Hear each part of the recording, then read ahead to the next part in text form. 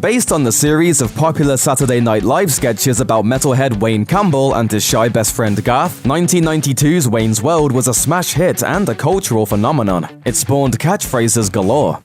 Swing! Swing! And put Queen's Bohemian Rhapsody back on the pop charts. The respectable Wayne's World 2 was released in 1993, and that was just about it from Wayne and Garth. Will there ever be a Wayne's World 3? Here's an extreme close-up on why it will never happen.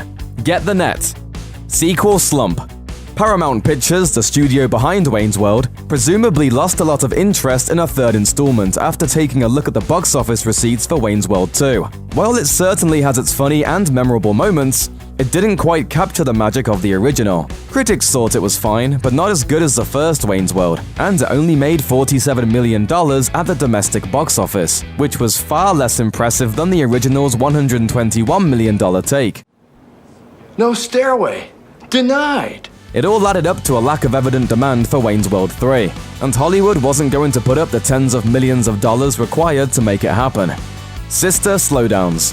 After the phenomenal success of Wayne's World, a slew of full-length movies based on Saturday Night Live sketches and characters were released, and not one of them managed to come anywhere near the box office bucks the first Wayne's World earned. Coneheads, It's Pat, Stuart Saves His Family, Blues Brothers 2000, A Night at the Roxbury, Superstar, and The Ladies' Man were all SNL-inspired duds that made a combined total of $111 million in theaters, less than Wayne's World amassed by itself. The subgenre died until 2010, when Will Forte's MacGyver send-up MacGruber hit theaters, and bombed. So, overall, there just hasn't been much of a demand for movies based on sketches people can watch at home for free, and that includes more Wayne's World.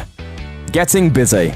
The late 90s or early noughts would have been the right time to strike quickly with another Wayne's World movie, but Mike Myers was simply too busy with other projects. After Wayne's World 2, Myers regrouped and came up with another over-the-top irresistible character, Austin Powers, a British spy straight out of a candy-colored 60s British spy movie.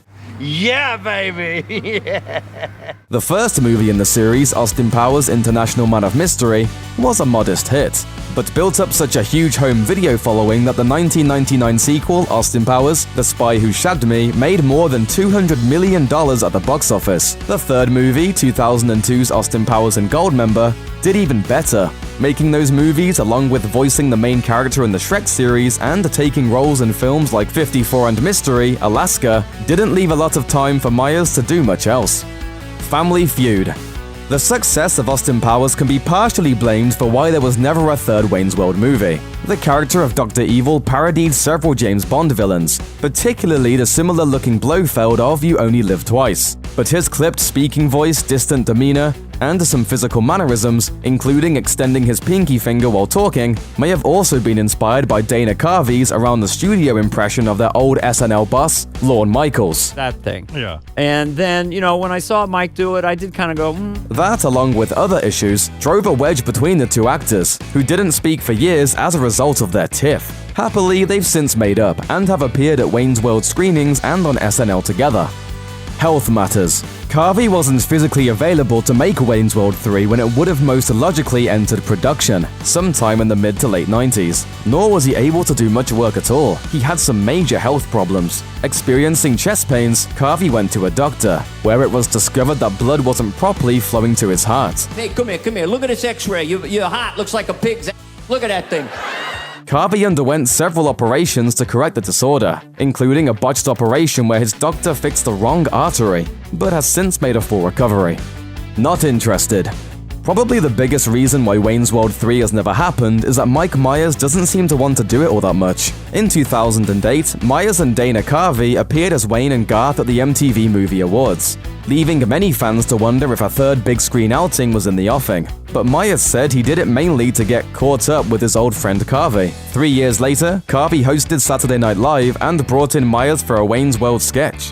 That reportedly sparked something in Myers, because in 2012, sources reported that he'd written a screenplay for Wayne's World 3, but Myers' team sent out a notice to refute it all, claiming he hadn't completed a script, nor was he even working on one. Myers and Carvey played Wayne and Garth again for the SNL 40 special in 2015. It sparked movie rumors that Myers good-naturedly shrugged off. When asked by the Canadian press if there were more Wayne's World films in the future, he said he was open to the idea, but that we shouldn't hold our breath. explaining, "It would be an interesting examination of Wayne at 50. I don't know what it would look like, but the idea of it makes me laugh, and Dana and I had a blast at the 40th anniversary, so I don't know." Thanks for watching. Click the looper icon to subscribe to our YouTube channel. Plus, check out all this cool stuff we know you'll love too.